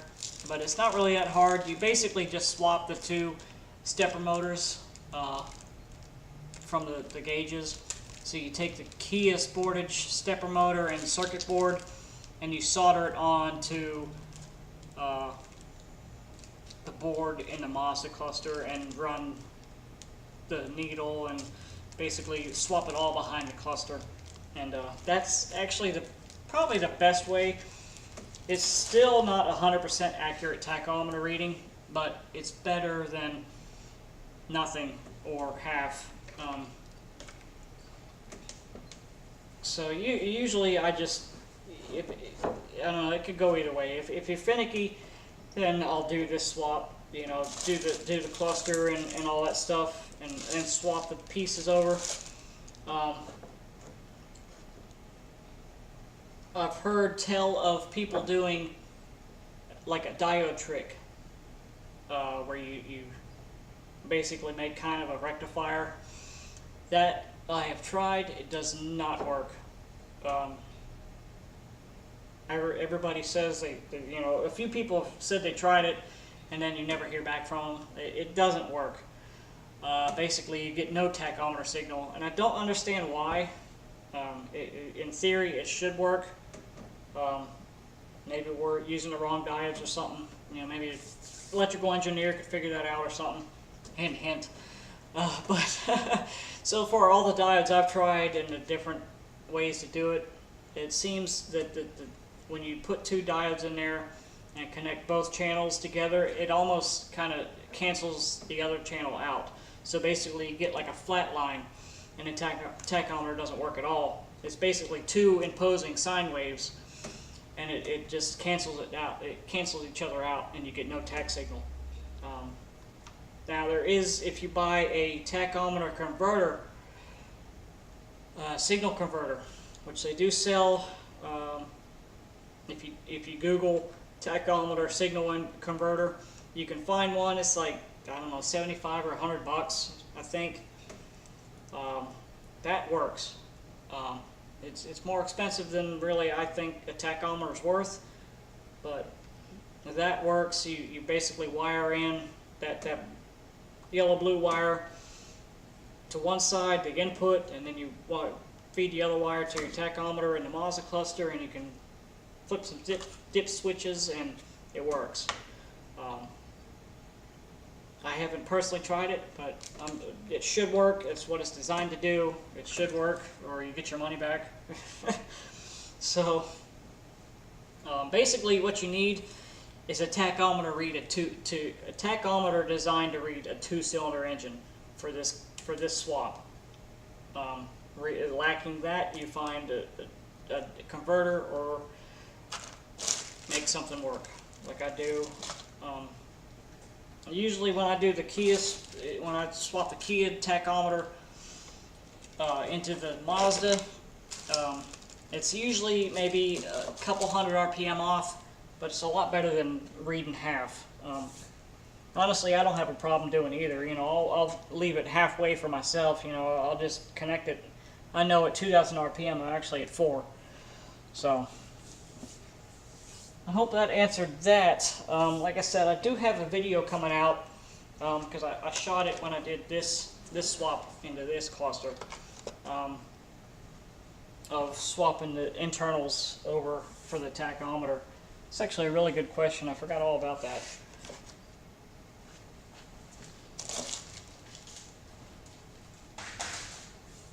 Anything else?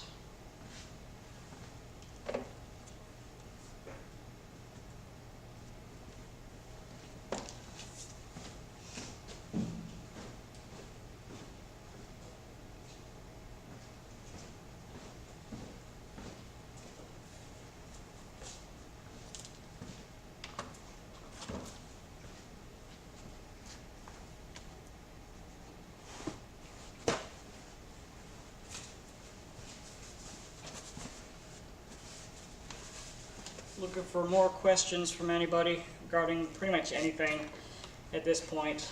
I'm kind of done with what I'm going to explain tonight, so any questions are open.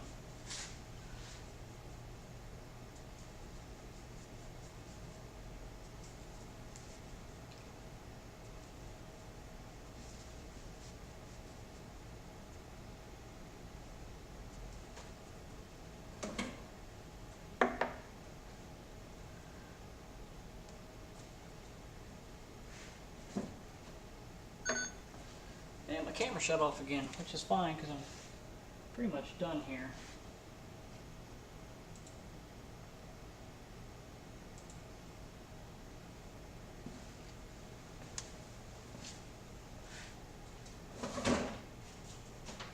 Short of dancing on camera, does anybody want to see anything or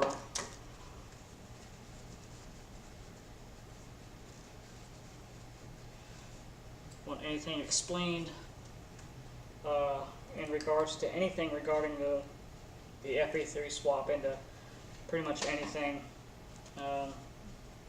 This engine bolts up to Miatas, it bolts up to RX-7 transmissions, it bolts up to probes. You can make it bolt up to like Nissan Stanzias or Stegas, whatever the hell they were called, with that 2.6 DSM engine. I don't think it'll bolt up to 4G63, but who would want to do that anyway? You can build a 4G63 way better than you can a Kia Sportage motor. Basically, it's a Mazda F2 block. So anything a Mazda F2 engine will bolt to, this will go into. It'll bolt right up. No adapter plates or anything needed. That's why it's such a great swap for these Mazda pickups, because it's really such an easy swap. I mean, it bolts right in, and I mean, you double your horsepower pretty much, you double your reliability, and almost double your fuel economy. So it's like a no-brainer swap for so little invested into it. You know, you don't have to make engine mounts, you don't have to make a transmission adapter, don't have to move the transmission. It's really an easy swap, and that's why I recommend it so much. But it's definitely a popular swap into a lot of Mazdas, like the probes especially, because they were kind of slow, especially the ones that weren't probe GTs, the regular probes, they were kind of slow. So This is definitely a good swap for them. I've done quite a few of them. I've done a couple in the Miatas. Not as popular because there's better swaps to do for a Miata. Still no questions. I'm going to cut this off here in a little bit. Probably at 8 o'clock. 8 o'clock p.m. Another 8 minutes or so. I'll cut this off unless I get any more questions. Otherwise, you're just going to see me clean my tools here. I saw something pop up there.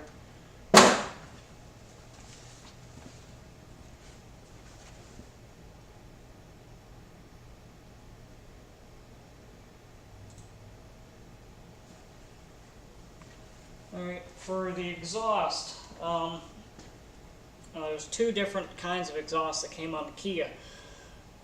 Pre-97 had a tubular exhaust manifold, which has a nice, convenient, standard 3-volt flange.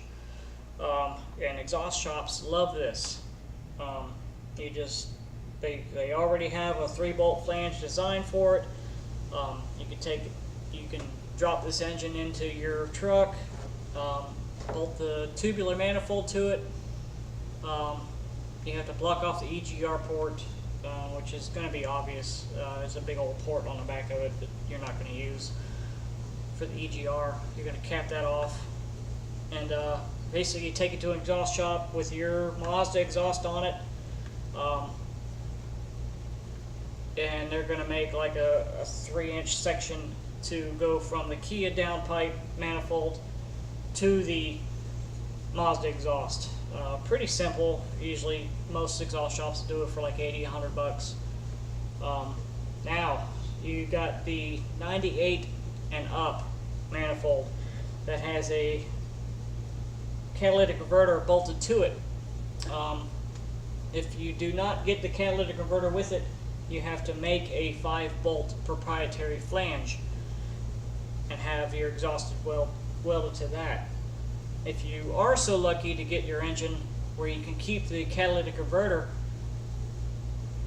then you have a fairly standard 3-bolt flange. It's still not totally standard, but it's better, where you can make exhaust off of that 3-bolt flange down and make a downpipe. You're going to have an exhaust shop do any of this. But basically they're going to make like another section, a downpipe that goes from the catalytic converter down to your factory exhaust. That's generally what I do. I just take that to an exhaust shop since I really don't bend pipe here. That's your best bet, is just go ahead and drop the engine in with whatever downpipe you have. Either the cast manifold from the 98 Plus with a catalytic converter bolted to it, or the 97 and below tubular exhaust manifold with a 3-bolt flange already on it, and just take that to them, open header and everything, and say, here, I need exhaust welded on this, make me a downpipe, and they'll do it. It's pretty straightforward for an exhaust shop. I mean, you can probably do it yourself, you know, welding up a 90-degree bend and all that stuff. But as far as a bolt-in swap, I don't think you could do that. You basically, when you do this swap, you have to kind of take it to an exhaust shop, unless you have the capability of building a full exhaust. You're going to have to take it to an exhaust shop. And the easiest way is either 97 or lower tubular exhaust manifold, which were only made for like 2 years, and are hard to find, or a 98 and up cast manifold, but you have to make sure you get the catalytic converter with it. So, like a lot of your commercialized junkyards, like Pick and Pull and stuff, they'll take the catalytic converter off, and you'll be left without it. And then you got this 5-bolt flange that you can't do anything with. No exhaust shop wants to mess with, so you got to go and have a custom flange made. So I hope that answers that, which is basically saying take it to an exhaust shop.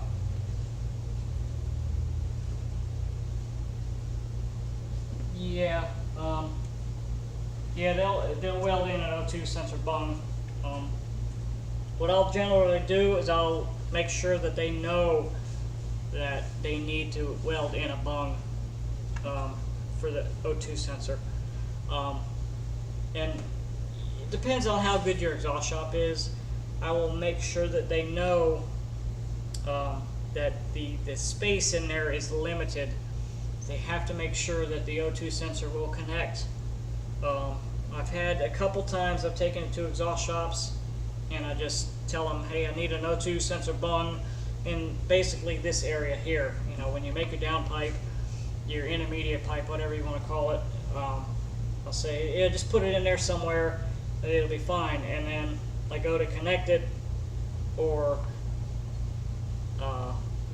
then I don't have enough wire or something like that, because the O2 sensor wire stock, like if you just buy one from an auto parts store, the O2 sensor itself is only about yay long. It's not very long, and it's got to connect all the way up to where it goes on the harness, you know, right here.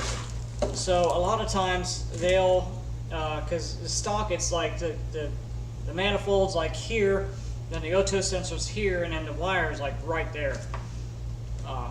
So when they make the downpipe, they usually put it lower, where it's easily accessible. And then when they do that, you usually don't have enough wire to go all the way up here. So usually I'll leave them a note saying, hey, I need the O2 sensor kind of high up, so then make sure it connects to here. And even then, usually if they make it kind of tight, and I'm usually frustrated. But yes, they will install an O2 sensor bung and make sure they know to do that. And make sure they know that it's kind of tight quarters in there, and they need to make it where it will still connect. Usually what I'll do, I'll connect the O2 sensor and I'll zip tie it like to the brake booster or the one of the brake lines right there in that area, and I'll tell them, hey, the O2 sensor is zip tied right here. Make sure it fits when they do the exhaust.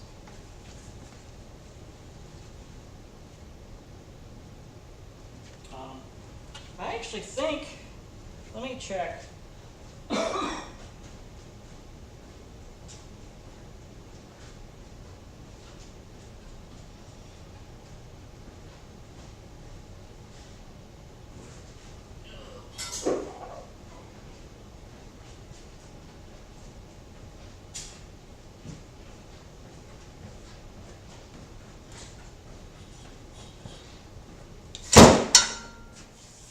Alright, this is what I'm talking about on the cast manifolds. You see here, the catalytic converter is already bolted to the manifold. O2 sensor is already right there. If you use this, then the O2 sensor bung is already there, and it's fine. It connects right where it should. It's all good to go. Just make sure that you can get the manifold with the catalytic converter, which has a 3-bolt flange, which is still a little bit proprietary. Usually what they will do is they'll make a 2-bolt flange and just bolt it here and here and leave that one out. I've seen that a few times. Sometimes they'll custom make a flange for this. Sometimes if you are lucky enough, you can actually cut the exhaust, and you'll actually have the downpipe here where it actually curves back. Yeah, you can see that, right? Yeah. So you can actually have part of the pipe. So you already have this flange, and you got part of the downpipe you can already use, and they can just cut that off where they need it and weld to that. That's the best case scenario if you can do that. That way you already have your O2 sensor bung, already have your manifold, already have a catalytic converter, already have a downpipe. It's, you know, that would really be the best option. So this manifold is off of a 98 up to 02. The only downside to this is that you have to get the catalytic converter with it to make anything work, because it's so oddball of a bolt pattern. It's just impossible to make it work. And the best case scenario would be to get a piece of pipe that bolts to this from the Kia. So that should clear that up. That way you already have your O2 sensor port and they don't have to do any of that. Any more questions regarding the harness?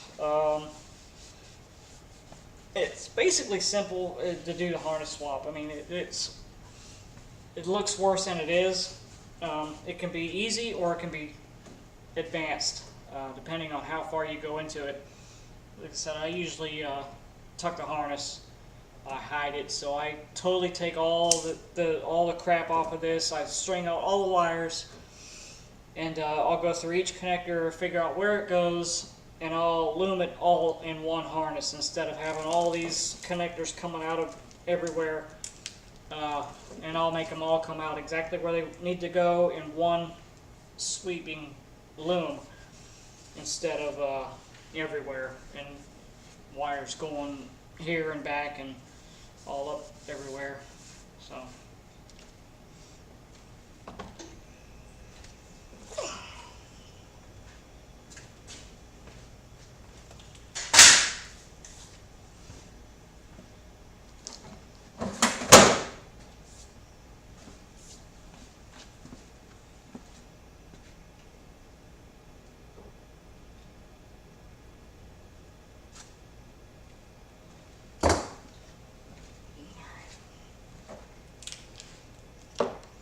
got any other questions? I'm going to cut this off here in another minute or so. Appreciate y'all coming and joining in. I'm going to eventually make a edited video of this swap. I had hoped to do that with my other camera, but I forgot to start recording, so it's going to be based off of the YouTube video. I'm just going to cut it down a little bit and explain things a little more. I'm going to go into the differences more in detail of the years and the more advanced stuff of actually like tucking a harness and all that stuff.